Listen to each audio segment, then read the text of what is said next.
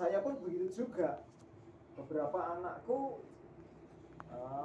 satu sudah lolos, sudah menemukan panggilan, 2 masih dalam beban, gitu ya.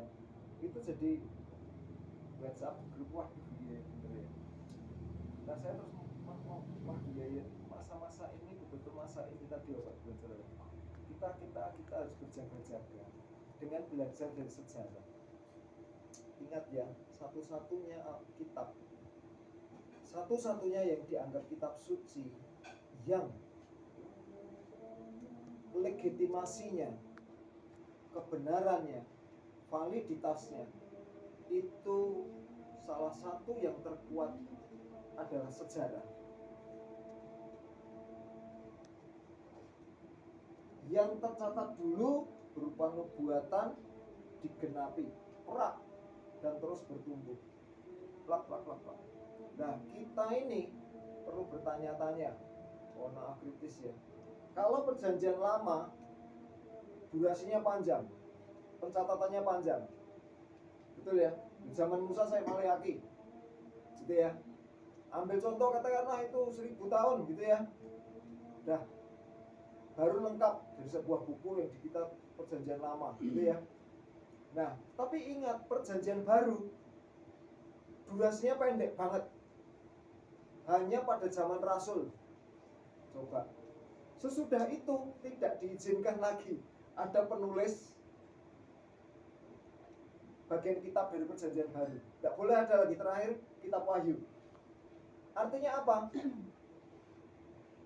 Sekali lagi, kalau dari kitab Pentateuch sampai ke Maleaki itu menunggu penggenapan dari Yesus. Gitu ya. Mohon maaf saya bukan mempuliai, saya bukan seorang sarjana, tapi saya membaca Alkitab dan mencermati saja. Digenapi dalam diri Yesus. Betul saudara ya? Itu pun mereka mengalami kesulitan, problem. Betul problem. Yang gagal itu adalah yang tidak mengerti di masa kapan mereka itu hidup dan Tuhan sedang mengerjakan apa. Itu yang buat gagal loh ya. Ahli-ahli Taurat itu bisa menunjukkan, oh iya, ada ayatnya akan datang Mesias yang lahir di mana? Sing cari tahu siapa ini malah? Orang Majus loh, orang dunia loh ya. Orang dunia dengan keilmuan mereka loh. Mereka sedang tahu ada sesuatu yang sedang terjadi secara spesial. Mereka tahu loh. Mereka mencari tahu melalui siapa? Karena pada zaman dulu yang dianggap berhikmat itu yang cari tahu, dan itu ada ahli-ahli Taurat dan ahli kitab itu mencari tahu. Ditunjukkan loh, oh di Efrata, di sana. Beritahu, tapi mereka sendiri tenang-tenang saja. Makanya salah satu teguran Yesus tentang alam, kamu ngerti tanda-tanda alam, bahwa kalau begini begitu akan terjadi begini begitu, tapi aneh kamu itu loh, tanda zaman kamu tidak tahu. Nah, jangan sampai Bapak Ibu dan Saudara kita ini sekarang di zaman sekarang ini itu mengalami hal yang sama. Kenapa? Karena tolong catat baik-baik, periksa Alkitab kita. Musa menuliskan rangkaian itu di padang gurun, dan itu sudah hampir jadi, boleh dikatakan jadi, dan itu sudah dibacakan di tengah-tengah bangsa Israel. Tapi aneh, generasi orang Israel yang gagal itu mati di padang gurun. Kenapa mereka mati? Pertanyaannya, kenapa mereka tidak percaya? Ibrani menuliskan sederhana, mereka gagal karena mereka tidak percaya. Mereka tidak percaya karena apa? Ini masa transisi. Tuhan mau menggenapi janjinya dari membesarkan bangsa Israel, dan sekarang mau menjadikan mereka bangsa, satu bangsa, umatku, milikku. Orang Israel itu tidak ngerti masa penggenapan janji ini. Mereka tidak siap. Jadi padang gurun itu dianggap, mereka enak neng Mesir dulu ya, enak neng Mesir dulu ya, enak neng Mesir dulu ya, enak neng Mesir dulu ya. Tuhan bilang, ya orang nanti dalamku ada jadi umatku lah, bunuh semua mereka, perah mati. Ini kalau kita mau bicara Tuhan, ini Tuhan kita juga loh. Amin. Amin. Amin. Amin. Kenapa? Karena dia inilah juga yang menggenapi janjinya dengan kelahiran Yesus. Dan oleh karena Yesus, kita ini sekarang kumpul sebagai orang-orang yang disebut umat Tuhan. Nah sekarang, coba kegagalan dan keberhasilan orang di zaman Yesus. Kan lagi masa pendek. Tuh saya gemeter banget Bapak Ibu. Oh Tuhan tolong. Keberhasilan para murid tolong itu eksklusif banget saudara. Pendek banget. Orang-orang yang terpilih, orang-orang yang terpanggil aja. Saya mikir apa istimewanya Petrus, apa istimewanya Rasul itu dibandingkan dengan Pak Joko kita ini. Apa kelebihan mereka itu? Hebatnya Bapak dan Saudara, mereka itu orang-orang yang satu tuh aja. Mereka tahu masanya. Mereka tahu masa di mana mereka hidup. Buktinya apa? Rasul Petrus itu begitu pencurahan Roh Kudus, sanggahannya lewat apa? Pertanggungjawabannya lewat apa? Coba mengutip kitab Yoel. Saya mungkin pernah sudah menyampaikan ini ya di Yoel. Mengutip kitab Yoel, dia berkata ini loh, ini yang sedang terjadi. Dan dari dasar itu baru kemudian mereka itu mendeklarasikan, baru kemudian membuat statement. Jadi tolong seluruh bangsa Israel, Yesus yang kamu tolak, yang kamu aniaya itu loh, dia itu sesungguhnya Tuhan. Gitu loh. Kapan? Ketika dia sendiri itu mengalami apa yang dikatakan Yesus itu bukannya terjadi pada Yesus, seperti Lukas pasal 24. Segala sesuatu tentang aku yang tertulis dalam kitab-kitab Nabi dan Mazmur harus digenapi. Mereka menjadi saksi semuanya itu. Tapi sekarang mereka itu menjadi saksi juga bahwa perkataan Yesus, janji Yesus bukan nubuatan. Tolong, bukan nubuatan. Tetapi perkataan Yesus itu fix digenapi, penggenapan dari perjanjian yang sudah dijanjikan. Peralihan masa. Coba. Dan mereka itu sadar, ini kami. Lalu dia melanjutkan kisah para rasul pasal yang kedua itu. Janji inilah dan bagi kita dan keturunan kita yang masih jauh. Coba. Bapak Ibu dan Saudara, kenapa sampai kitab Wahyu? Saya itu sampai gunung-gunung. Kenapa toh kok Alkitab Kristen tuh hanya berhenti pada perjanjian baru dan hanya kitab Wahyu. Sesudah itu tidak boleh lagi. Padahal kita kan kenal banyak tokoh, Maurice Hirolu, apalagi sama Billy Graham, lalu sama nih Smith Wigglesworth. Saya Sadhu Sundar Singh, orang India. Lalu siapa mana? Tokoh-tokoh hebat. Johnson. Lalu orang Indonesia siapa? Yeremia Rem. Soal Yeremia Rem hebat prestasinya. Tapi kenapa kok tidak dilayakkan untuk menambahkan bagian dari perjanjian ini? Kita mesti mempertanyakan kritis loh pada ini. Ternyata ini ini satu yang memang persis yang Tuhan Yesus sendiri katakan ya. Ada orang di antaramu yang tidak akan mati sebelum dia melihat, bahasanya begini, kedatangan kerajaan Allah. Jadi nampaknya penglihatan surga itu yang paling valid, karena mohon maaf buktinya memang sekarang nyata. Kita punya Indonesia Dr. Septo gitu ya, Maris ke anaknya, siapa ini Iin gitu ya. Lalu Tony Daud Tony.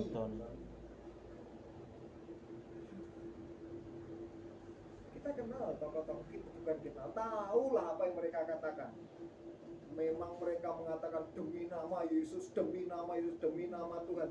Tetapi belakangan ketahuan motivasinya apa? Uang. Ketahuan sekali akhir-akhirnya bagaimana? Ketahuan sekali mereka ngomong besar ketika tidak terjadi apa-apa.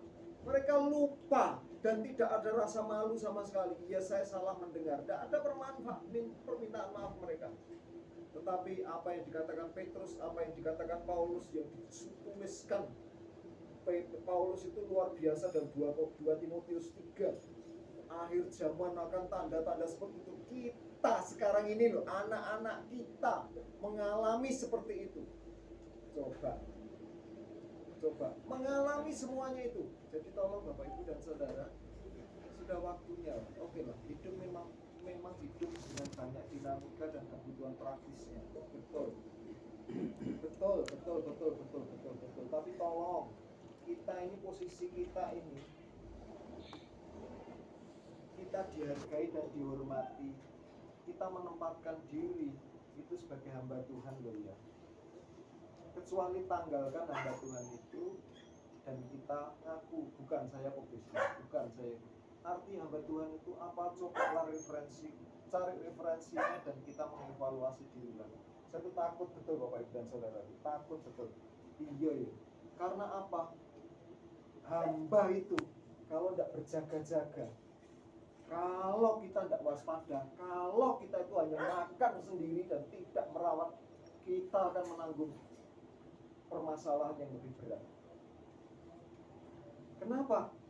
Tolong, Alkitab kita mengatakan begini, Tuhan tidak akan melakukan sesuatu kecuali Dia tanpa menyatakan terlebih dahulu kepada hamba-hambanya. Nah sekarang bagaimana dengan jemaat yang Tuhan percayakan untuk kita gembalakan? Saya hitung jumlahnya Pak, tapi itu tanggung jawabnya. Apa mereka itu, ingat, satu jiwa berharga. Satu jiwa kalau berharga, satu jiwa diminta pertanggungjawabannya enggak? Halo? Coba kita berpikir ini sedikit. Jangan hanya dari konteks kita aja, tapi sekali lagi, ya kalau kita membanding-bandingkan, apalagi kita di BBI itu Pak, ya, gede-gede semua. Tapi coba kita kembali kepada the word, pada Alkitab. Mohon kalau sini saya bukan TikTok, bukan apa ya, maksud saya Alkitab yang ada di dalam Alkitab saya. Dalam Alkitab. Kembali. Gembala itu kenal dombanya. Domba mengenal suara gembalanya. Artinya apa? Kita penjaga dari domba-domba yang dipercayakan. Lalu kita jagani mereka enggak? Iman mereka bagaimana enggak? Terus terang itu, bila saya hari-hari ini, ya saya harus kembali ke sini. Dan untuk itu, minimal saya itu harus mempersiapkan mereka betul-betul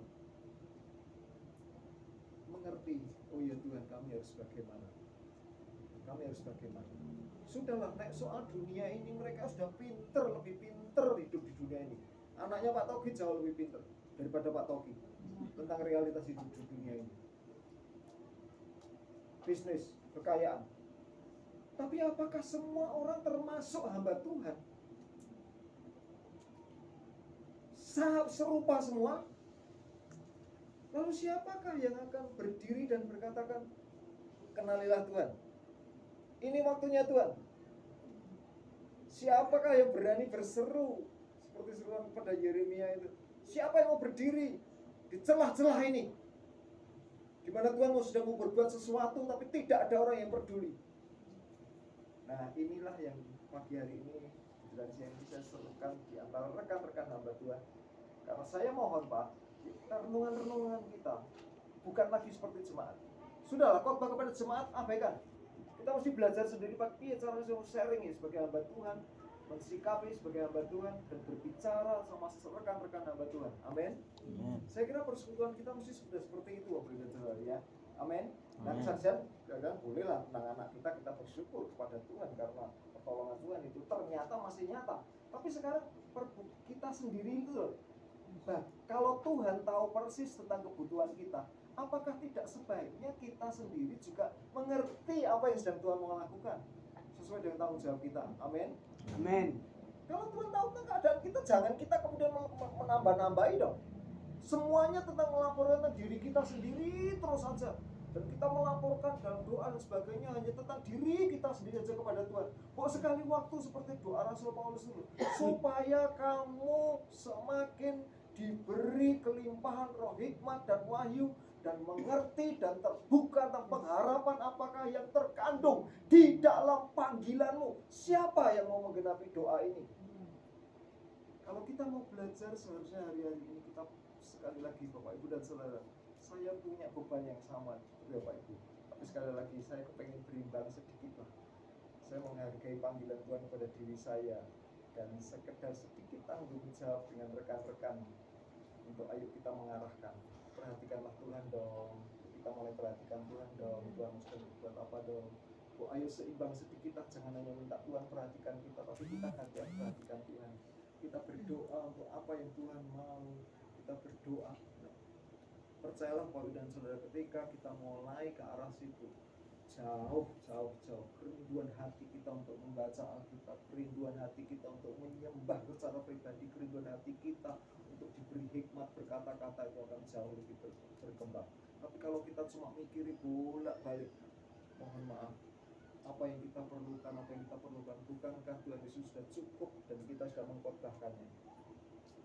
Tuhan tahu semua kebutuhan kita, tetapi ayo carilah dulu kerajaan Allah. Ayolah. Ini bukan bahan khotbah, tapi ini harusnya bahan buat kita. Kalau tidak ada orang yang cari Tuhan, saya Tuhan, biar saya salah satunya. Diam-diam kita sendiri, saya Tuhan, saya. Jemaat tidak bisa. Jemaat sudah semua cari dunianya, cari hidup, berjuang.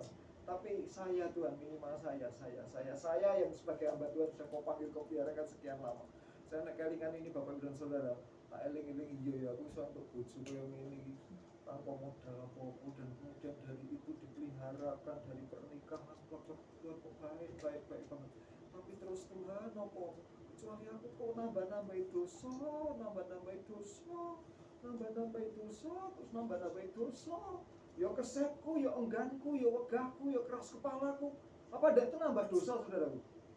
Egoisku. Betul tak kita kan hamba Tuhan kan segitu, saudara ya? Betapa kita, nah, saya kira dengan beranjaknya umur, saya kira sebetulnya ya Pak ya. Amin. Dengan beranjaknya umur. Ya kalau orang lain tidak cari kita lah yang cari. Kita yang pengen tahu. Nah minimal pagi hari ini, siang hari ini saya ingin membagikan ini. Ya Bapak dan Ibu, sudahlah jangan mengukur diri kita dengan orang lain, tapi ukurlah diri kita terhadap Bapa yang manggil kita. Sebab kepadanya lah kita akan berikan pertanggungjawaban. Dia akan mengukur dan menilai seluruh sikap hati kita. Dan kita dianggap berhasil patokan ketika kita menyadari apa yang Tuhan taruh di hati kita untuk kita lanjutkan kepada generasi yang akan datang. Sekali lagi, kendalanya, narasi perjanjian baru itu pendek. Kalau nubuat tentang Yesus itu panjang banget, tetapi nubuatan akhir zaman itu hanya dalam kitab Wahyu dan beberapa kesimpulan yang tertulis dalam kitab Daniel, dalam Yeskiel, di dalam nubuatan perjanjian lama, ya masih ada tersisihkan sedikit-sedikit tentang generasi kita, zaman kita. Tapi di zaman kita ini hidup, saudaraku, tolong ya, ini sudah panjang banget. Kita ini tanpa sadar sudah melewati masanya Musa terhadap Yesus. Kita sudah lewat rentang panjang di mana kita hidup itu loh, saudaraku. Kalau peta sejarah, betul Pak Joko ya? Jangan sampai saya lupa. Dari Musa, nubuatan Yesus itu sudah digenapi, sudah lewat. Kita ini sekarang dari masa Yesus, durasinya cuma pendek, kitab Wahyu saja. Sampai kedatangan dia yang kedua kali, kita ini sudah lewat waktunya. Panjang banget. Tapi apakah Tuhan berhasil mempersiapkan umatnya? Bukankah kita termasuk bagian yang harus dipersiapkan juga pada zaman kita hidup? Saya tutup sampai di sini. Kesulitannya adalah narasi yang Tuhan janjikan itu pendek banget, hanya 22 kitab dan 22 pasal kitab Wahyu, tambah beberapa ya narasi. Katakanlah Paulus mengatakan 2 Timotius pasal yang ketiga itu pendek banget. Yesus berkata tentang akhir zaman itu lebih lagi confuse kita. Hanya dalam satu pasal saja, saudaraku, pasal 24 saja tentang akhir zaman kedatangan, pendek banget. Tetapi tolong, waktu penggenapannya sudah 2000 tahun lebih. Tapi tolong, dengan adanya COVID itu, dimana kita semua mengalaminya, salah satu tanda yang utama dengan cepat sekali Tuhan itu mengubahkan sesuatu yang belum pernah terjadi di zaman-zaman dulu kala, sejak dunia dijadikan belum pernah ada, di mana satu culture seluruh bangsa itu diubah hanya dalam waktu sangat pendek, dan ditambah sekarang percepatan teknologi. Wah, sangat menggetarkan kalau kita mau membuka sedikit wawasan. Amin. Sudah, saya tidak panjang-panjang. Amin. Mari kita banyak berdoa saja dan banyak mencari wajah Tuhan.